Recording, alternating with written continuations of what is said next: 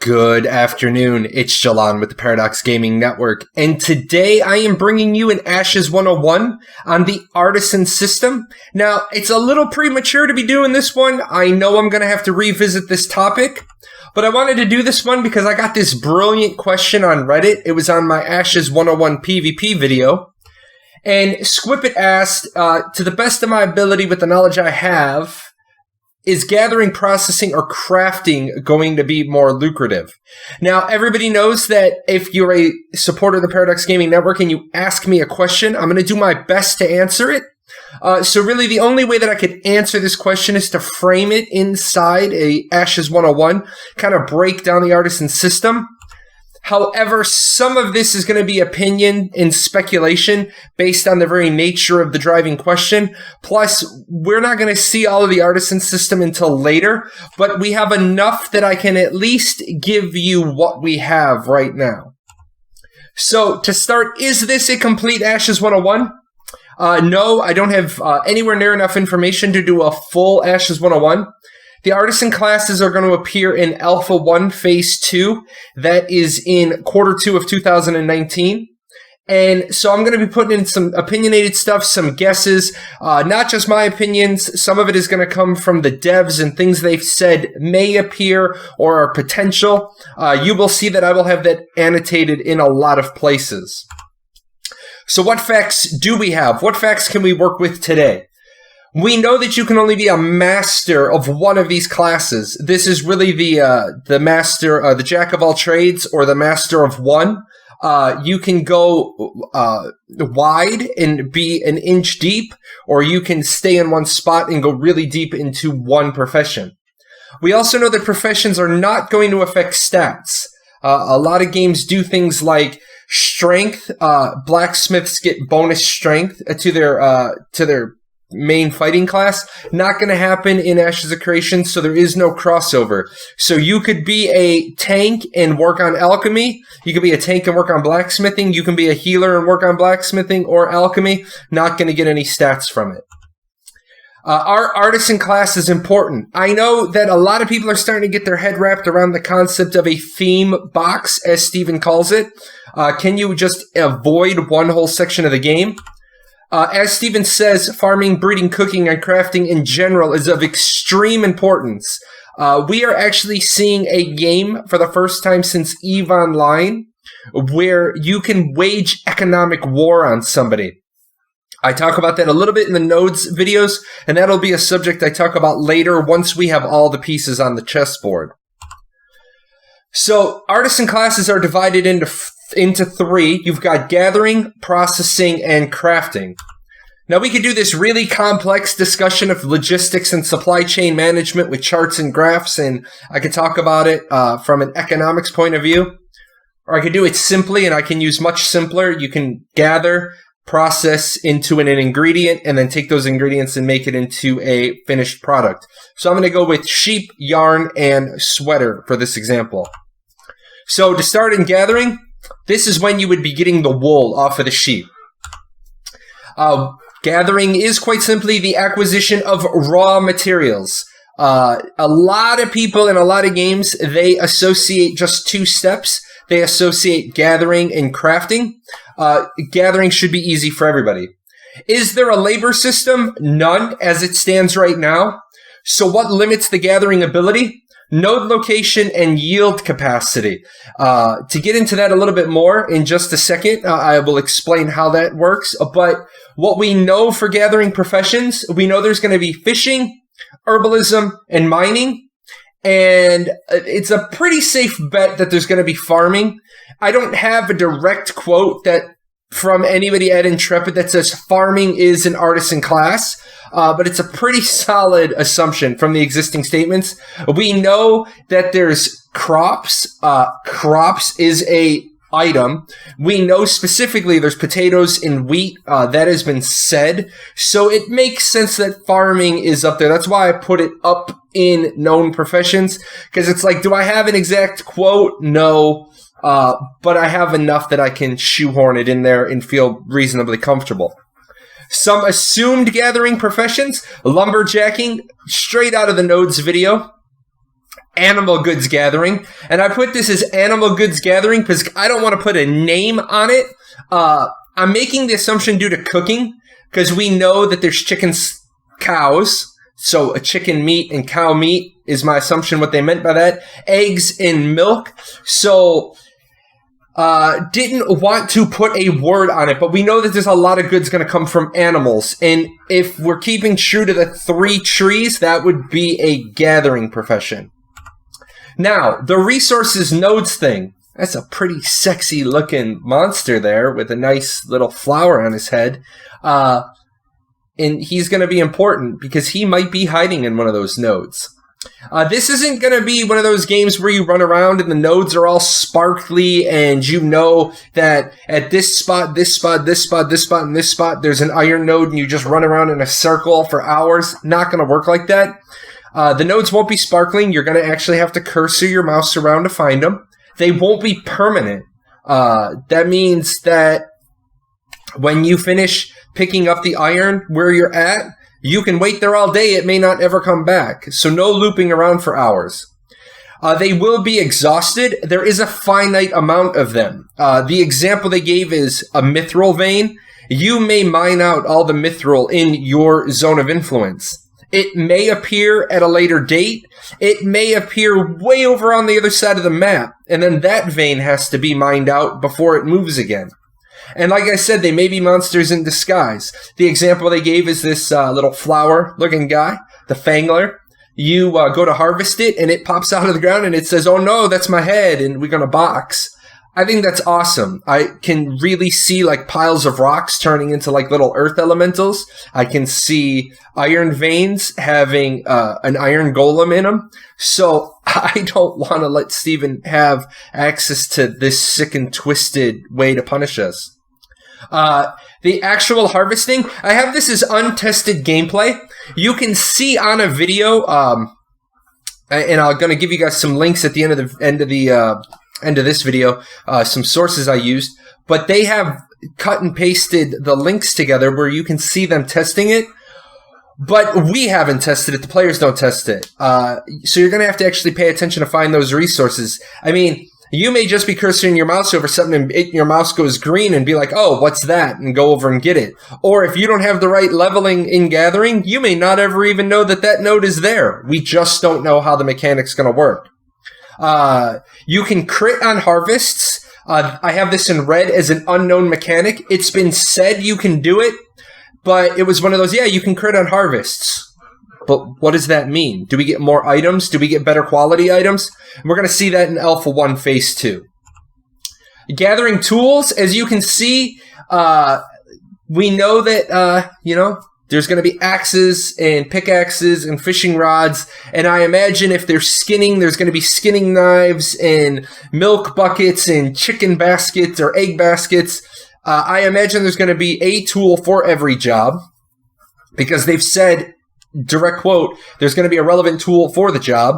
A copper ore pick won't harvest mithril. Direct quote from Steven is, tools do advance with the artisan tree, so your ability to either gather, process, or craft will require the appropriate tools necessary at that stage of crafting in order to accomplish the task at hand. So you cannot mine copper and mithril with the same tool. Now, what I'm really hoping is that this isn't an upward chain. I am hoping that you need a tool to do copper, you need a tool to do iron, you need a tool to do mithril. I'm hoping that we don't get a diamond pickaxe that lets us do mithril, iron, and copper. I think it would be a great benefit to the economy if there was always tools having to be made. Tools do have durability, which will require repair. They eventually will degrade past repairability, which means at that point you need a new item. So a really important thing there. We're not getting into the I can gather forever in ArcAge, I can gather forever and never need a pickaxe. I'm going to need pickaxes. Kind of like Bless Online, you're going to need to have an item, but they're not going to just be a one-for-one. I really like how this is going to affect the economy. Resource extractors. Very limited information on these. One of these days I want to try to get some time in with Jeffrey or Steven and say, hey, let's revisit some stuff you've said. They're busy with getting Alpha 1 out the door. Available to freehold owning citizens near quote-unquote resource centers. Do I know what a resource center is? No, it's in quotes. I got to come back to that term. Available to freehold owning citizens. This is interesting because you can own a freehold and not be a citizen of a node. So we don't know what a resource center is. And it's going to be very interesting if I have to be a citizen of that node to do it, not just own the freehold. I like it. It's really driving back to that node-centric gameplay. Most likely a group effort. Now, Intrepid indicated that several people would be necessary. This will require extensive testing because we know a lot of people break the intentions in a lot of games by having a lot of alts. So really going to depend on, do you need a lot of people, a lot of characters there to actually do it? Or is it just a lot of work? Moving resources will probably need a caravan. Unknown mechanic. Not sure if the item comes out as a lot of singles or a single bulk item. This could very well be, I'm going to use ArcAge as an example. Your mining house spits out just a lot of individual ore. You could just pull the ore out, put it in a chest, make a lot of runs back and forth.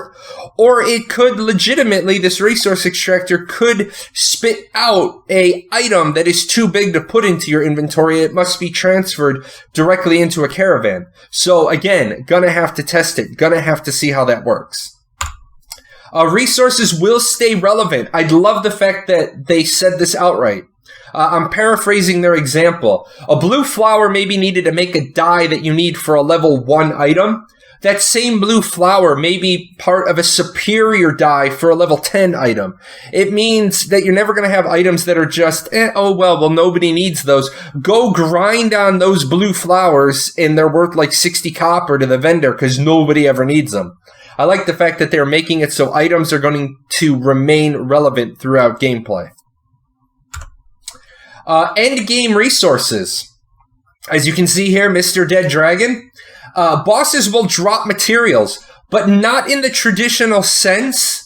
It means it's only going to drop for a high tier gatherer. A master gatherer may be needed in your raid to harvest this dragon. So, real simply, what does that mean? Killing the boss isn't enough. You can take the 8 best raiders into a dungeon, and they kill the dragon, and they're waiting to get the dragon eye, and it doesn't drop, because that's not how it works. They're like, damn it, we don't have a master skinner, a master gatherer, a master miner, whichever one it takes to do this. The gatherer must harvest that item out. Really gonna make for some dynamic interdependency in gameplay. So this is another one of those, I really like it. Okay, next up, we're going to talk processing. Now, this is basically where you have taken your raw material and you have turned it into a usable ingredient. Now, in a lot of games that I've played, what happens is the crafter takes the raw materials, does something to them first to make them into the ingredient, and then turns it into a finished product. So a lot of games, you go out and you mine for ore, and then as a blacksmith, you make the ingots, and then you take the ingots and you make them into, like, armor rings, and then you take the armor rings and you make them into the suit of chainmail. Now, I don't know which pieces processing is going to own. Is it going to own just the making of the ingots, or is it going to own the process of the ingots and the rings for the chainmail? We don't have those answers yet, so gonna have to revisit processing at a later date. I already know that. What I can tell you is that processing is designed to take raw materials and turn them into an ingredient used for crafting. Also, you can take finished items and deconstruct them into ingredients. Now, this is an unknown mechanic. I'm not sure of the returned item levels. If you're an EVE player and you remember early on in EVE, there was a fixed floor for the value of ships, because after that floor, people would just buy up all the ships and then give it to a master reprocessor, and you could get more ingredients out than the value. So this is something that's going to require testing. Do we get all of the items back? Some of the items back? What do we get back? Labor system, again, none as it stands now. What limits the processing ability? Now, this is probably the career path that's going to be the most limited. The location of workstations that can process the raw materials, the availability of raw materials, and the location of raw materials. There is no global market. There is no instant transports. Other videos, I talk about the caravan system. And later on, when we get the rest of the details on nodes, Stephen, send nodes 3. We will talk about how an economic node has a zone-wide market, but there is no global market. This is a 480 square kilometer map. So if you're up here and the other cities down here, there's no instant mail between them. Going to kind of affect processors. Known processing professions. We have one known processing profession confirmed, and it's animal husbandry. Now, I'm making a lot of assumptions here based on freehold buildings known to be available, plus they just make sense. Logs to lumber, we know there's lumber yards, lumber mills, or to ingots, we know there's smelters. Plants to fiber or yarn, we know if you're going to have cloth gear, there's got to be some way to take herbalism and turn it into a finished cloth piece of armor. So I'd say this is a safe assumption. And then this month, there is a tanner's building. So we know there's leather armor. So somewhere you're going to have to take animal hides to leather. So these are all assumed professions, but I think they're pretty safe bets. Workstations. Only real time I've seen an example of the workstations. This was from the Ashes of Community Wiki. They showed the forge. I went and grabbed the video. I wanted a slightly different picture. There just wasn't a better one. Workstations are something you can build on your freehold. It is required for processing. Now, we know there's numerous building types, and there's different ones for processing different raw materials. Don't know anything more than that, but it would seem to fit their mold that you're not just going to get like the Arc-Age golden workbench where you can do everything, the multi-purpose workbench. I'm willing to bet if you want to do leatherworking, you're going to have to build a tanner's building. So, again, safe assumptions. Now, this right here is where I would normally, with known information, I would run off onto an animal husbandry discussion because we have some information. And it would be possible, but nothing is solid or tested. And since it's dealing with mounts and pets, and I want to leave that alone. I want you guys to know I'm acknowledging a lot of you animal husbandry people want to know about it. I'm going to punt right now because I don't have enough information for you. Okay, guys, last up is going to be crafting, the actual final step. And that's taking those ingredients and turning them into a finished product. Again, remember, we don't know exactly what processing looks like, so it's hard to say what processing owns, but we know crafting is simply whatever those ingredients are, turning it into a final product. Now, crafting is so important to the game. There's this big quote, and I want to read it to you. I usually don't like to read quotes that are this long, but this is how much crafting impacts the world in decisions. As a crafter, you're going to want to know where certain recipes can be fulfilled.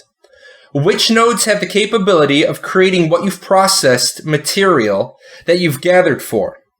And then you're going to want to plan out your route to either transit the goods there or make sure that you're situated in the area so that you can go out, collect, and build in that area as well.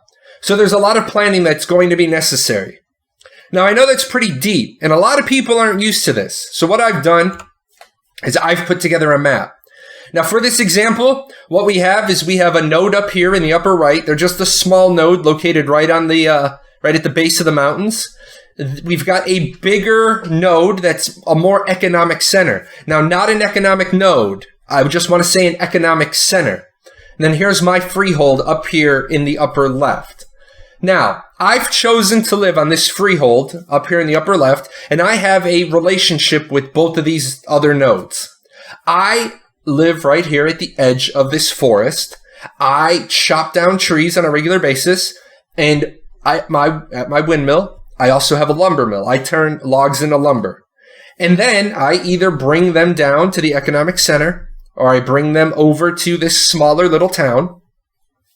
And that's how I interact with people. There's crafters in both of these places that are waiting for me to bring lumber in every day. Guys up here probably are focusing on making mining picks and mining tools because that's what they need. Now, one day I'm out in my trees and I break my axe, or my axe durability gets low. What do I have to do? Maybe I go up here into these hills, into these mountains, and I get some iron ore, but I don't have a smelter, and I don't have a forge, and I don't have the skills to make a lumberjack's axe. So I have to come down here to one of these other two places. I have to travel to one of these other two places. Now, this economic center right here, they're relying on me to bring them lumber. They're relying on this other node to bring them iron. And maybe they have a full forge there. Maybe they don't. Maybe the mayor didn't build one. Maybe he said, I'm not going to waste a slot on a forge because I know this place up here has one. Maybe there's a blacksmith up right in here between us that does it. There's a lot of what ifs that we're just not going to know about.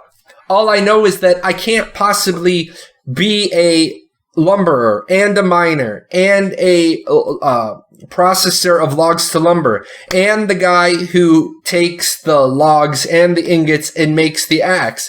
I rely on these other people. Now, what does this mean? Say you don't see any lakes, any rivers. We're up by the mountains. There's no ocean. Do you think the cook in this economic center is going to be making a lot of fish dishes? No, he's not, because he doesn't have access to fish. When it comes time for that cook to start working on fish dishes, he needs to leave this area. Or he's got to pay a lot of money for somebody to caravan in fish. That's what Stephen was talking about. You're going to have to pick your spot. This spot, the way I've designed it, is ideal for plate armor, metal weapons. We've got mountains here. We've got resources. It's ideal for wood weapons. We've got a forest. It may not be ideal for everything. So crafters, you're not just going to be able to run to a mailbox, get ingredients, put them all together, slap that stuff back on the auction house for 300% profit. Not going to work. Crafting is when you turn those ingredients into finished goods. There is no labor system. So what limits you? The location of crafting stations. Like I just said, I broke my axe. I don't have a crafting station on my freehold. I have to travel to go make it. The availability of necessary raw goods / ingredients. If I can't get the raw goods and process them myself, then I gotta pay somebody who's already processed them. And the availability of world boss drops. I throw that in there just because the creme de la creme of the crafters at the top pinnacle, they're gonna be the ones making that world boss drop gear, but you need the world boss drops to do that. Remember all the way at the beginning where I talked about the dragon? It comes full circle. Known crafting professions. Doesn't seem like there's a lot here. Let me go through them. Alchemy, armor smithing, cooking, jewelry, shipbuilding, siege weapons, and weaponsmithing. My assumption text is that armor smithing is going to be broken up into the 4 different types, and the same for weapons. I don't think you're going to be a weaponsmith and make every single weapon. I imagine this is going to get broken out into some subclasses. They have said there's going to be some subspecialization. I don't want to speculate on that right now. I know some of you are going to hear that and just jump on the comments and be like, Jahlon, subspecializations. Not there yet. That's why we're going to revisit this later. I want to know right now if it's going to be weaponsmithing as a whole, or if it's going to be like wood weapons, metal weapons. That's really the next thing I need from Intrepid. Some possible other professions: inscription writing. That was teased once. Cartography was teased a little bit. We know the maps are going to change. We know you're going to have to revisit places to refresh your map. Don't know if cartography is a crafting profession or if it is just another skill, like the naval skills. So wait to see on that, although I could definitely see cartography needing paper and ink, lots of things there. And then caravans. We know specifically that caravans need parts, and I said caravans in the bottom. Don't know if there's going to be like carpentry that makes caravan parts and blacksmithing that makes caravan parts. So I put caravans, but under possible. I doubt there's going to be a skill just for caravan making. There might be. I don't know. Steven, let us know. The crafting mechanics, no RNG. I know people are going to love this. It's all recipe-based. Where do I find the recipes? Quests, mob drops, including world bosses, rare bosses, breaking down drops, reverse engineering. Really, really stoked about that. I want more information on that. I know it's there, which is why it's not in red. We know it breaking down weapons exists. Building certain buildings, you put something up on your freehold, you may learn a recipe because you have that building on your freehold. Lots of things going on with there. Lots of speculation I want to do. Can I use other people's buildings? Do I learn the recipes at their buildings? If I learn a recipe at my building, can I teach other people? Hold on, I'll get to that. Social organizations. We know social organizations are going to add a dial into your crafting. We also know that you can learn recipes from them. The political system. Being a mayor, don't have a lot of details here, but it was outright said that being a mayor may unlock certain recipes for you. So guys, clearly this is not a visit the vendor for all recipes system. It may require and inspire travel around the world. Let's talk about that. Well, let's talk about the escrow system first. I know this is a big thing a lot of people worry about, where I don't really want to hand over 20,000 gold worth of stuff and hope you craft it and kick it back. You put in the resources into the window, the crafter crafts the item. There's no risk of theft. Tipping's not a city in China. Make sure to tip well. I know a lot of people don't like this system. It's one of those magic pencils. It is what it is. We just have to accept it. Royalties, unconfirmed mechanic. It was mentioned by Jeffrey once. You might get exclusive access to a blueprint for a limited time. You can license it out for a price. After a set amount of time, the blueprint becomes globally known. Not sure on the mechanics on the globally known part. That would fall back under the how are recipes learned. It was hinted at in a roundabout way again with the exclusive tavern food was discussed. So I think they have it in their head. I'm not going to pressure them on that one.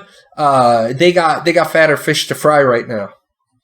Skills and stats. Crafters will have those dials to customize skills, abilities, and stats. Social organizations, the additional dials. So again, lots of stuff going on there in the crafting. So it's not just something you do as a pastime. They have said on numerous occasions, you could live your entire life in Ashes as a crafter. Items have durability. I know crafters love durability. Fighters hate it. At 0, the item is unusable. It gets unequipped and it increases the repair cost. Destroyed gear can be reforged. It will require a portion of the materials needed to craft that item. I do want to know a little bit about legendary weapons.